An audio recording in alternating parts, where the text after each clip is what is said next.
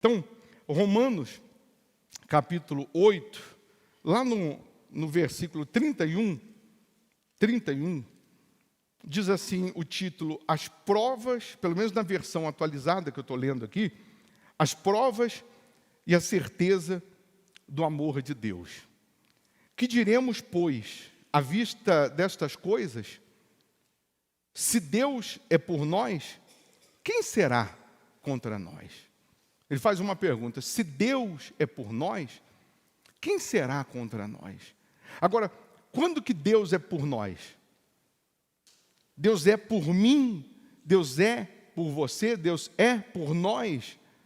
Quando nós estamos vivendo debaixo da direção dEle, quando nós estamos andando com Ele, quando nós estamos nos submetendo a Ele, quando nós estamos obedecendo a Ele. Porque não adianta a gente falar: não, Deus é por mim, quem será contra mim? Se Deus é por mim, quem será contra mim? Não, mas Deus é por mim se eu fizer por onde? Se eu renuncio o meu querer, se eu nego o mundo, se eu me afasto do que é ilícito, se eu me afasto do que é pecaminoso, para andar de acordo com a vontade dEle, de acordo com o querer dEle. Aí diz assim: aquele que não poupou o seu próprio filho, antes por todos nós o entregou, porventura não nos dará graciosamente com ele todas as coisas? O Deus que deu o Filho para nos salvar, para que a gente se torne filho, será que Ele não vai nos honrar? Será que Ele não vai nos atender? Paulo está perguntando. Será que Deus não vai te honrar? Será que Deus não vai te responder? O Deus que sacrificou o próprio Filho para ter a gente como filho, será que Ele não vai nos honrar se estivermos fazendo por onde? Quem intentará acusação contra os eleitos de Deus? É Deus quem os justifica. Quem os condenará? É Cristo Jesus quem morreu, ou antes, quem ressuscitou, o qual está à direita de Deus e também intercede por nós. Quem nos separará do amor de Cristo? Será tribulação, ou angústia, ou perseguição, ou fome, ou nudez, ou perigo, ou espada? Como está escrito: por amor de ti somos entregues à morte o dia todo. Fomos considerados como ovelhas para o matadouro. Em todas estas coisas, porém, somos mais que vencedores, por meio daquele que nos amou. Porque eu estou bem certo de que nem a morte, nem a vida, nem os anjos, nem os principados, nem as coisas do presente, nem do porvir, nem os poderes, nem a altura, nem a profundidade, nem qualquer outra criatura poderá separar-nos do amor de Deus que está em Cristo Jesus, nosso Salvador. Paulo está dando uma lição aqui da verdadeira conversão.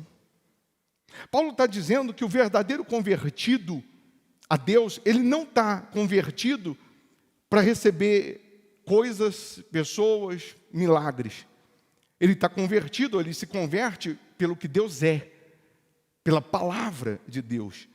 E independentemente do cenário, da dificuldade, da aflição, da tribulação, das tempestades, dos desertos que virão, Paulo está dizendo: esse convertido permanece fiel, permanece temendo, permanece obedecendo, permanece confiando. Porque quantas pessoas que parecem servir a Deus só na hora que a barriga dói? Quantas pessoas que parecem buscar a Deus só na hora que a unha encrava? Quantas pessoas que parecem se apegar mais a Deus, orar mais, buscar mais, só quando o problema surge, só quando o leite derrama? E às vezes essa mesma pessoa não tem a mesma intensidade, a mesma disposição, o mesmo prazer de buscar, de orar, de servir, quando está indo tudo bem, ou quando está indo maravilhosamente bem. Então, o cenário, independente se bom ou não, não pode interferir na minha comunhão com Deus.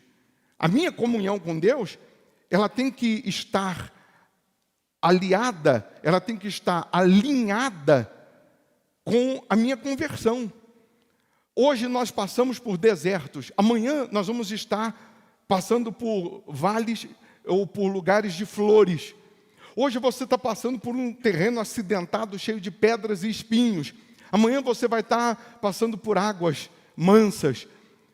Mas independente, eu repito, do cenário, nós continuamos servindo, obedecendo, crendo, andando com o nosso Senhor, porque Ele é merecedor de toda honra, de toda glória, de todo louvor, de toda adoração. Então muitas pessoas, infelizmente, elas não se converteram. A verdade é essa. A verdade é que muitos que parecem ser convertidos não se converteram. E a gente vê isso no dia a dia, com o tempo, na tribulação ou na bênção. Porque tem gente que na tribulação, ela dá as costas para Jesus. Tem gente que quando a bênção chega, ela também coloca a bênção debaixo do braço, ela se ilude com aquela bênção e ela também dá as costas para Jesus. Ela deixa de buscá-lo, ela deixa de honrá-lo, ela deixa de ser fiel a Ele ou de considerar Ele como primeiro, simplesmente porque parece que ela já alcançou o troféu dela, já alcançou o que ela queria. É igual aquele jovem, né, que está conquistando a menina para namorar ou para supostamente casar. Então antes ele faz uma propaganda toda enganosa, porque para conquistar aquele troféu, né, então ele é educado, ele é gentil, ele é simpático, ele é amoroso, ele é aquela pessoa paciente. É a propaganda enganosa. Ele procura, para conquistar o troféu, ele procura de qualquer maneira enfeitar o pavão. Agora que ele conquistou, agora que ele casou, por exemplo, o troféu já está lá na estante dele lá, o troféu já está lá no aparador dele. Agora ele não é mais gentil, não é mais amoroso, ele já não é mais carinhoso, ele já não é mais paciente, porque ele já conquistou. Agora já recebi, já alcancei o que eu queria, eu não preciso mais fazer o que eu fazia, me esmerar como eu me esmerava. Então algumas pessoas querem agir com Deus assim. O problema é que Deus conhece a intenção. É que Deus sabe que talvez a sua intenção é só essa propaganda enganosa, que tão logo você consiga o que você quer, você vai desprezá-lo. Ele já sabe, Ele conhece as nossas intenções, Ele conhece os nossos pensamentos, Ele conhece os nossos desígnios. Ainda a palavra nem chegou na nossa boca, Ele já sabe o que nós vamos falar. Ele já sabe o que nós vamos falar. Então, Ele nos conhece mais do que a gente mesmo. E com Deus, ninguém consegue enganá-lo. A pergunta é, será que nós somos esse tipo de pessoa que Paulo está dizendo? Que nem a tribulação, que nem a angústia, que nem a morte, que nem a fome, que nem o perigo, nem a perseguição, nada nos abala? Nada vai nos tirar da presença dEle? Eu estou dizendo que nós passamos por lutas, nós passamos por tribulações. Ele não está dizendo aqui que o convertido não passa. Ele não está dizendo aqui que o nascido de Deus não passa. Passa. Você vê que as principais cartas de Paulo, ele escreveu quando ele estava preso, prestes para morrer, prestes a ser decapitado. Ele poderia, nos seus últimos dias, nos seus últimos 2 anos de prisão lá em Roma, ele poderia simplesmente emburrar, cruzar os braços e falar, quer saber? Não vou fazer mais o bem para ninguém, porque eu estou fazendo o bem e estou aqui numa masmorra. Eu entrei na prisão em que ele ficou os últimos 2 anos antes de morrer. Um lugar, um porão de pedras, úmido, que produzia tuberculose, que produzia tudo que você possa imaginar de ruim. Um beco, um lugarzinho escuro. Mas lá dentro, ele vai escrever a carta aos Efésios. Lá dentro, ele preso, ele gemendo, sofrendo, ele está dando os seus últimos dias em favor do próximo.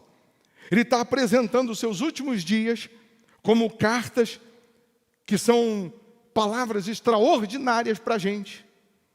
E às vezes a gente, com uma dorzinha na unha que encravou, a gente não consegue falar de Deus.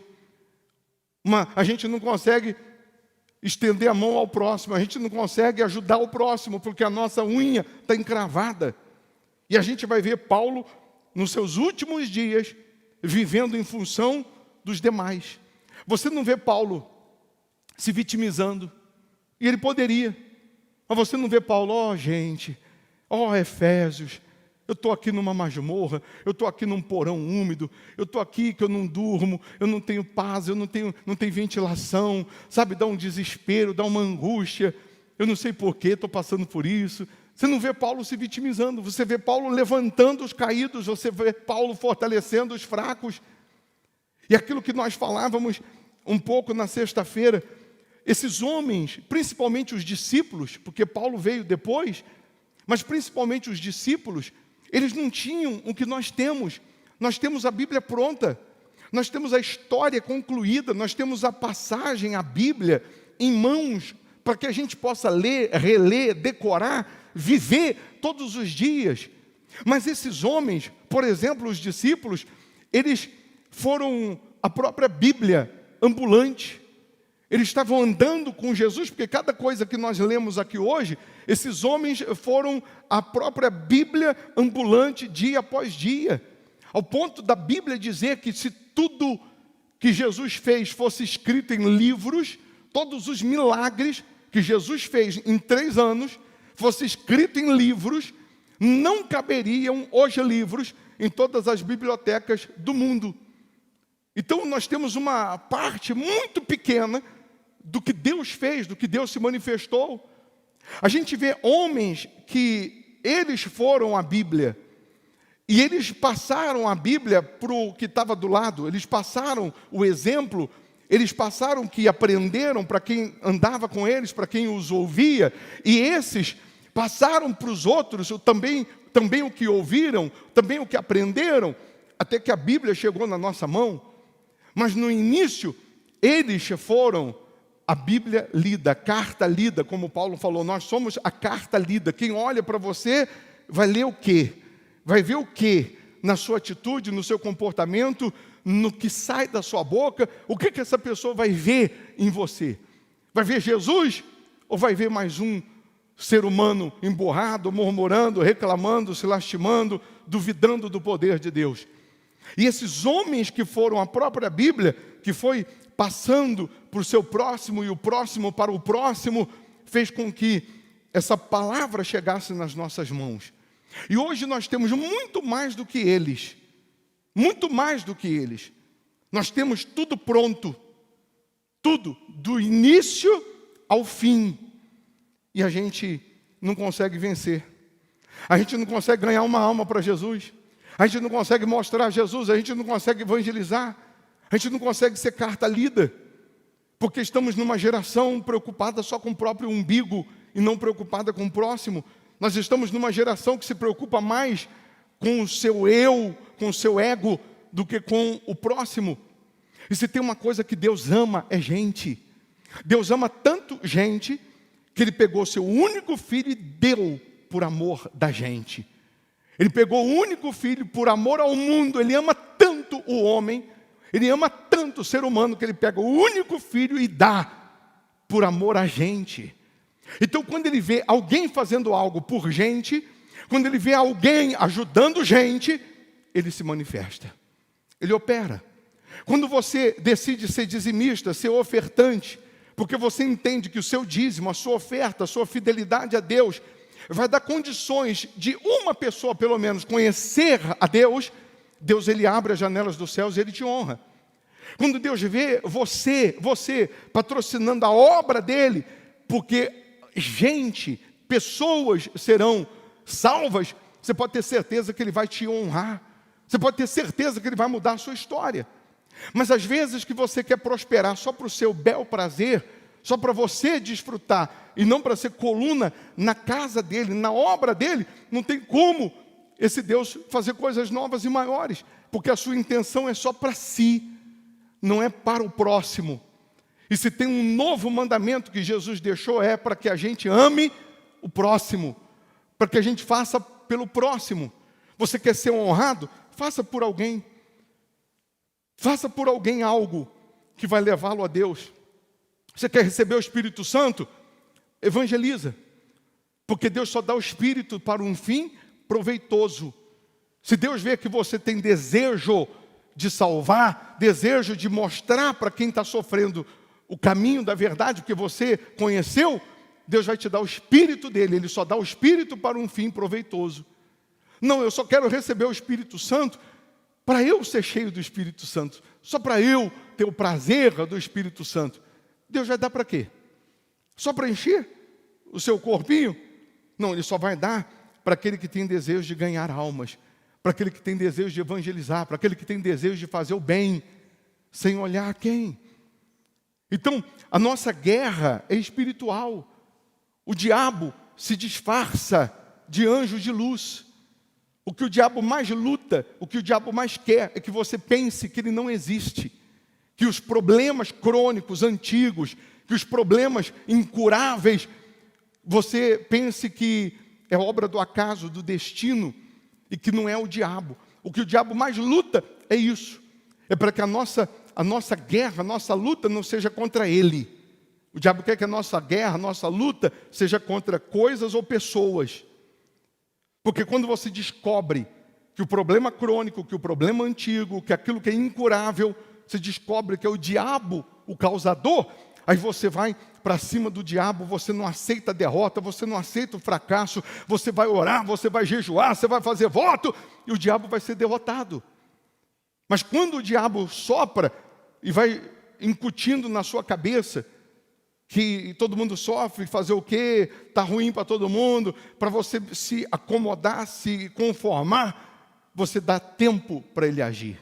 Mas aí, sem perceber, ela está dentro da igreja, mas não tendo reverência às coisas de Deus.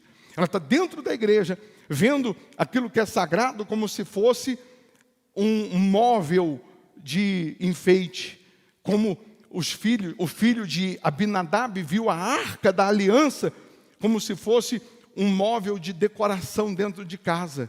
20 anos, a arca que representava o próprio Deus ficou na casa de Abinadab. E o filho de Abinadab cresceu vendo a arca da aliança, mas vendo como um móvel de decoração, como essa mesa aqui, mostra essa mesa aqui, como essa mesa aqui. Aí a pessoa olha a mesa e diz, olha que mesa bonita, um móvel de decoração, mas a arca representava e tipificava o próprio Deus. Não era um móvel de decoração, representava Deus, mas porque ele via como algo só um móvel de decoração, não tinha temor, não tinha reverência. No dia que os bois estavam levando a arca, e a arca o boi fez que ia tropeçar, parecia que a arca ia cair e usar. Ele toca na arca para segurar, para ajudar. Ele morre fulminado. E a Bíblia diz, morreu fulminado pela irreverência. Alguém vai dizer, mas Deus é carrasco. Ele foi ajudar e morre pela irreverência. Não foi simplesmente naquele toque.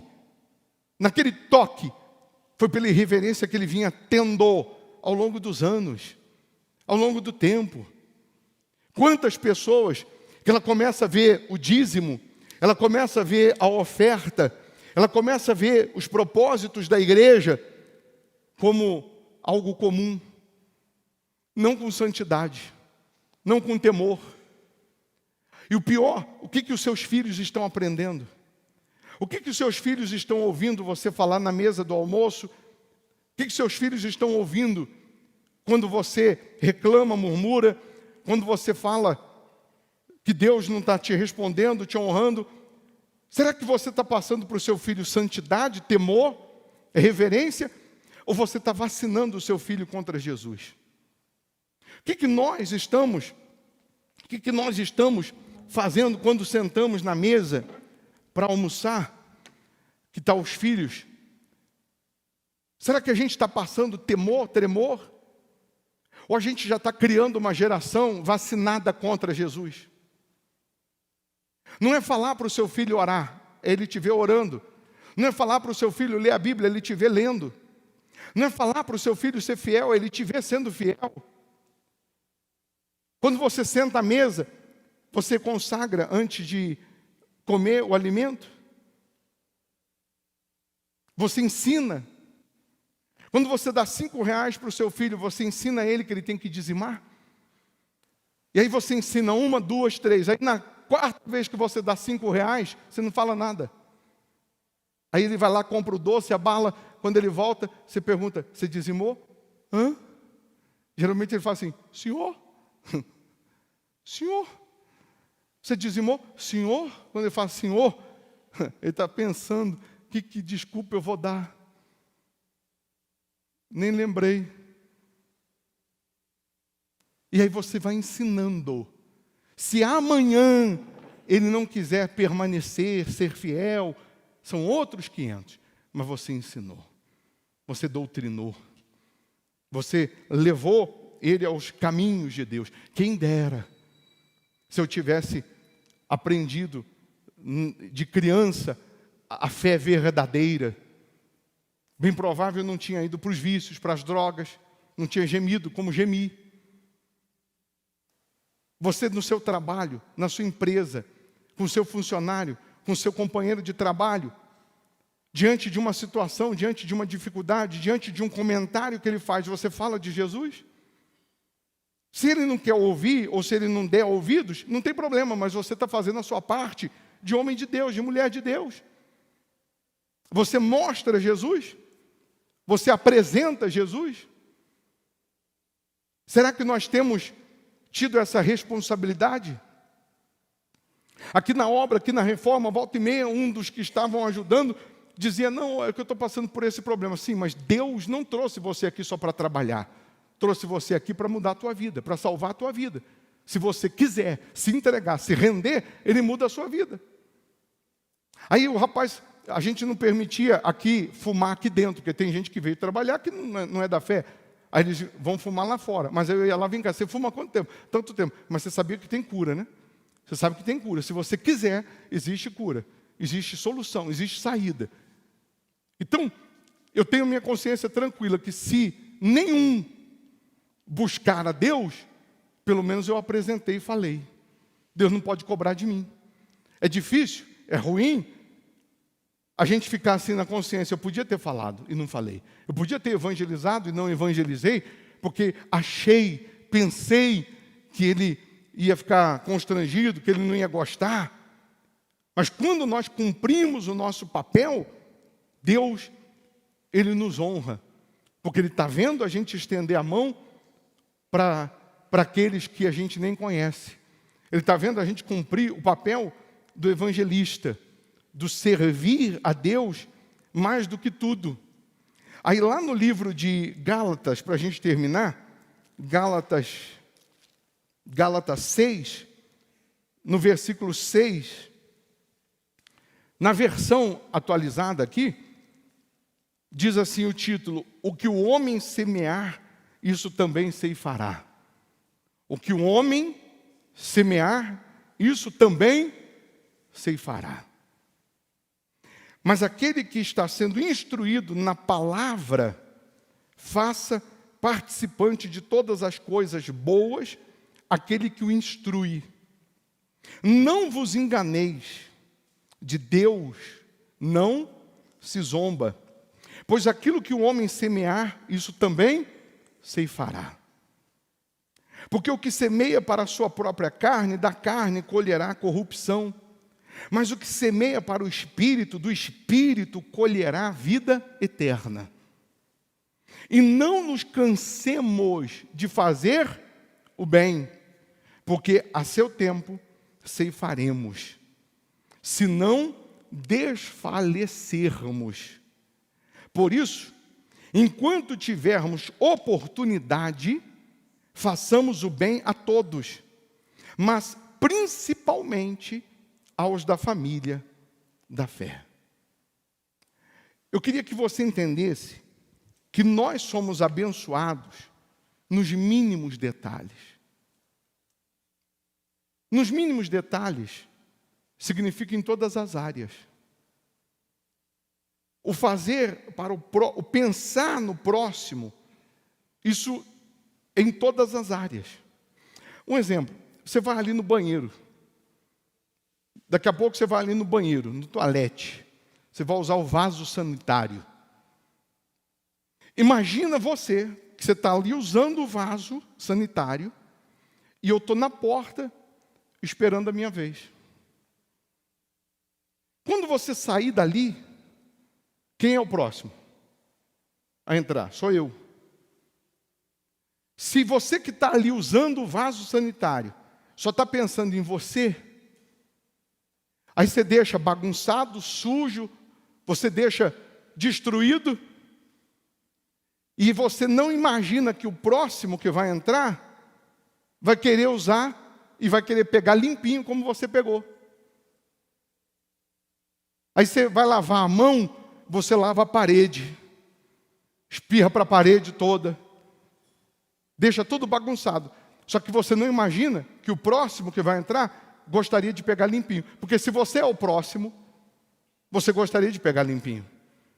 Então eu vou deixar arrumadinho, limpinho, porque eu estou pensando no próximo. São nos mínimos detalhes, em tudo.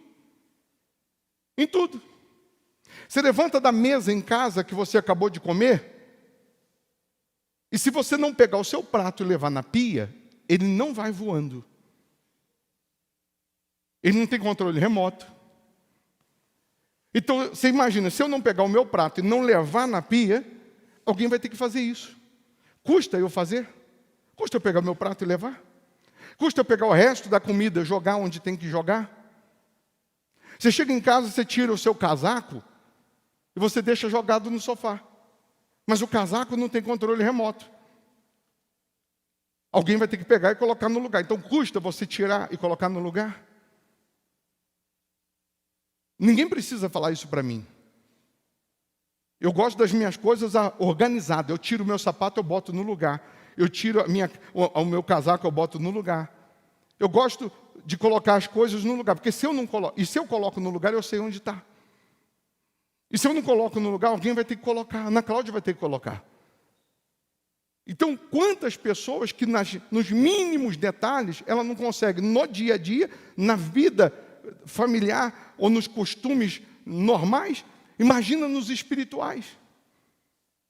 Se ela não for metódica, vamos colocar assim, nos detalhes do dia a dia, como que ela vai ser na palavra? Como que ela vai ser com Deus? Ela vai ser bagunçada com Deus.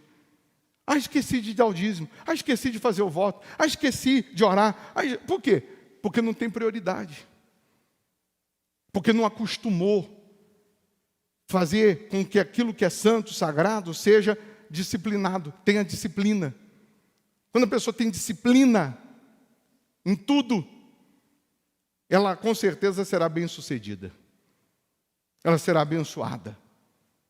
Esse 6º mês, nós já profetizamos que é um mês que você vai receber a maior boa notícia.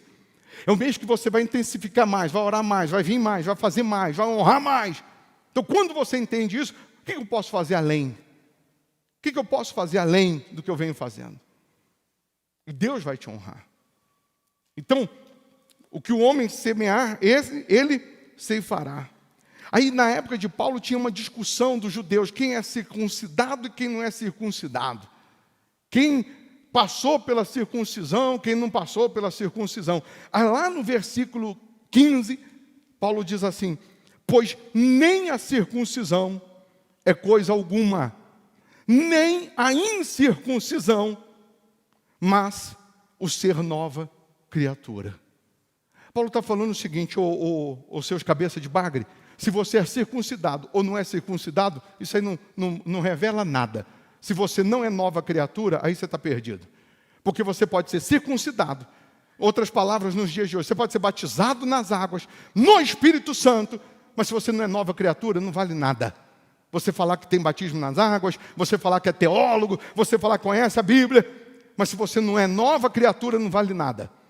Se você não é nova criatura, não vale nada. Os teus 30 anos de Bíblia, os seus 100 anos de conhecimento bíblico, se você não é nova criatura, não vale nada. O teu tempo de teologia, o teu tempo de Bíblia, o teu tempo de igreja, se você não é nova criatura, não vale absolutamente nada. O que vale é saber que a palavra te transformou numa nova criatura. O que vale é saber que quando você sai daqui, a palavra te transformou num novo homem, numa nova mulher, seguindo os preceitos de Deus, andando na justiça, andando na fidelidade, não importando com quem não está andando. Ande você na fidelidade e na justiça, que mais cedo ou mais tarde você vai colher. Você acabou de ler aqui no versículo 9. E não nos cansemos de fazer o bem, porque a seu tempo ceifaremos, se não desfalecermos. Ô bispo, eu estou sendo fiel, eu estou dizimando, eu estou ofertando, eu estou fazendo bem, mas eu ainda não recebi. Não desfaleça. Não desfaleça, porque você vai receber. Está escrito que você vai receber. Por isso, enquanto tivermos oportunidade, façamos o bem a todos. A gente tem que fazer a todos. Mas se eu tenho que priorizar alguém, eu tenho que priorizar quem? O da família da fé. Todo mundo pede oração aqui no nosso WhatsApp. A gente ora por todos. Todo mundo pede atendimento aqui no nosso WhatsApp. A gente está atendendo. No que eu estou pregando aqui agora, o que a gente está fazendo? Está atendendo. Mas se eu tenho que priorizar alguém, eu tenho que priorizar quem? Da família da fé. Eu tenho que priorizar aquele que é fiel, eu tenho que priorizar aquele que está vindo, aquele que está obedecendo. Eu tenho que priorizar aquele que está temendo. Assim é você. Se eu tenho que priorizar alguém, eu tenho que priorizar a família da fé. Aquele que está vivendo a mesma fé. Amém.